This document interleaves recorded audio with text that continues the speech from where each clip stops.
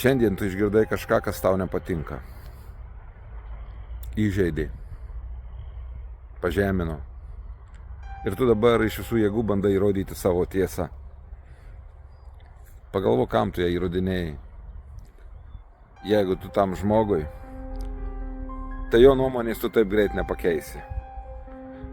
O galbūt tu tai įrodinėjai tik tai savo, žvelgdamas į jį ir bandydamas suprasti savo reakciją į tai. Kiek kartų tavo tiesa, įrodinėjimas,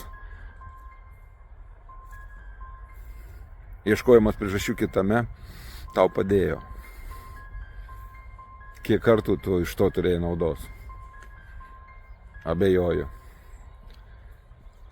Galbūt geriau tada nukreipti dėmesį iš išorės į save ir pagalvoti, o kaip aš papuolu į tokias situacijas, kad man apie tai reikia aiškintis, kad man tai reikia įrodinėti.